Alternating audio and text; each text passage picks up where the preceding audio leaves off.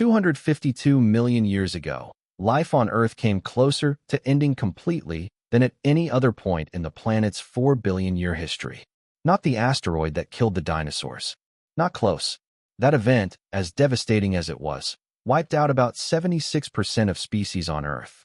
What happened 252 million years ago wiped out roughly 96% of all marine species and around 70% of life on land. Scientists don't have a soft name for it. They call it the Great Dying. And if you ran the numbers on what a 96% species loss actually means, you'd realize something unsettling.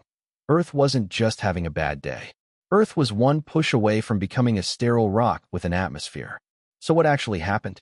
It started, as far as anyone can tell, with a volcano. But not the kind of volcano you're picturing. Not a single mountain erupting once, dramatically, and then going quiet. This was a region in modern-day Siberia where volcanic activity didn't stop for an estimated 1 million years. Lava didn't erupt in one clean event.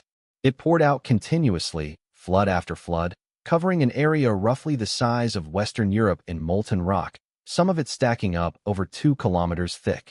Geologists call this the Siberian Traps, and even now, walking across parts of Siberia, you can still see the layered black rock left behind from an eruption that started before humans, before mammals, before dinosaurs even existed.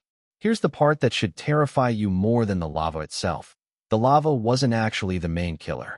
The real damage came from what the eruptions released into the atmosphere. Massive amounts of carbon dioxide, sulfur, and methane got pumped into the sky continuously, for so long that the planet's entire climate system started to unravel. Global temperatures spiked. Some estimates suggest ocean surface temperatures rose by as much as 10 to 15 degrees Celsius.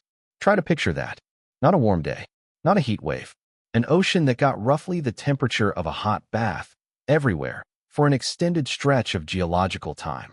And warm oceans don't just feel unpleasant, they stop functioning. Warmer water holds less oxygen. As the seas heated up, huge sections of the ocean became so oxygen-starved that marine life simply couldn't breathe.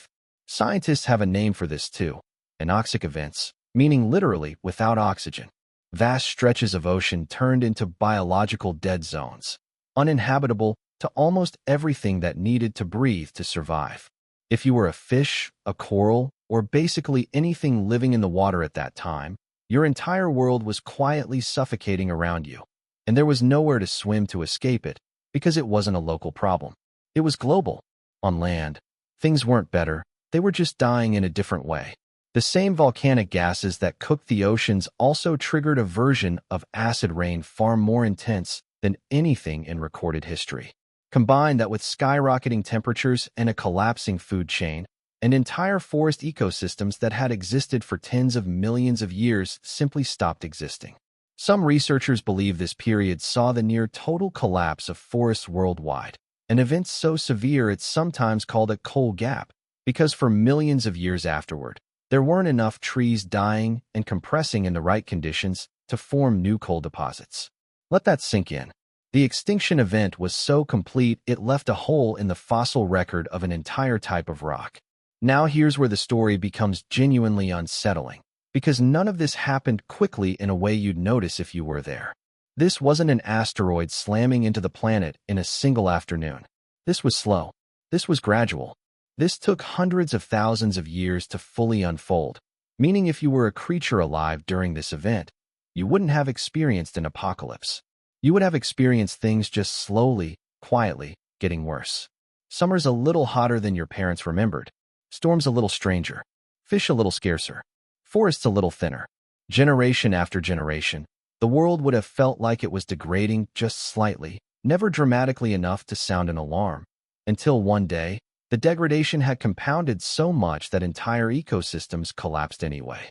That's arguably the most disturbing part of the whole event. Mass extinction, when you zoom in close enough, doesn't always look like a single catastrophic moment.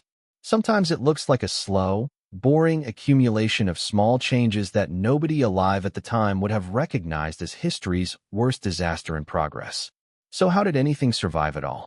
This is where the story shifts from horrifying to almost inspiring, because survival during the Great Dying wasn't about being the strongest or the fastest. It came down to being weird, flexible, and frankly, a little bit lucky. Small, burrowing creatures that could retreat underground and avoid surface temperature extremes had a better shot. Organisms that could tolerate low oxygen environments, the biological equivalent of holding your breath for an abnormally long time, survived circumstances that killed off more successful species around them. One of the standout survivors was a small reptile-like creature called Lystrosaurus, an unglamorous, stubby, pig-sized animal that somehow made it through when 70% of land species didn't.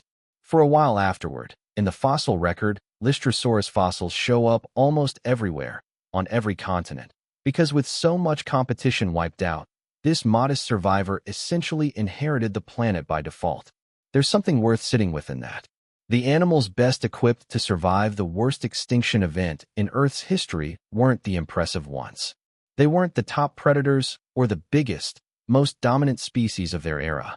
They were the adaptable ones, the generalists, the creatures that could handle a little bit of everything rather than being perfectly optimized for one specific, comfortable way of life. When the rules of the world get rewritten overnight, or in this case, over 100,000 years, being perfectly suited to the old rules doesn't help you. Being flexible enough to handle new ones does.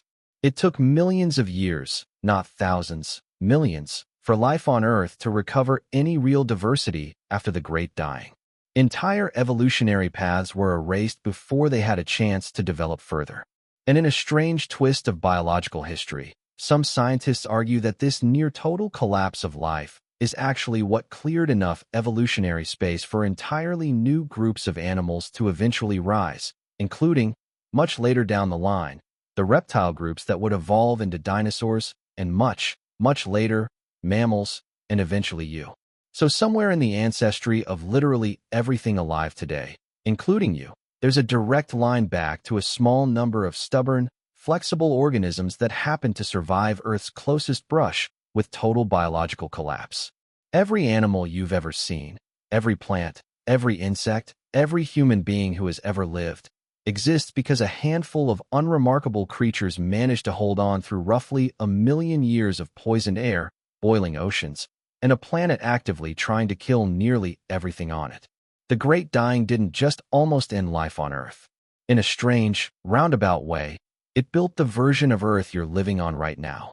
Every forest, every ocean, every animal alive today exists downstream of a planet that once came within a hair's breadth of ending the entire experiment. And somehow, quietly, in the dark, something held on.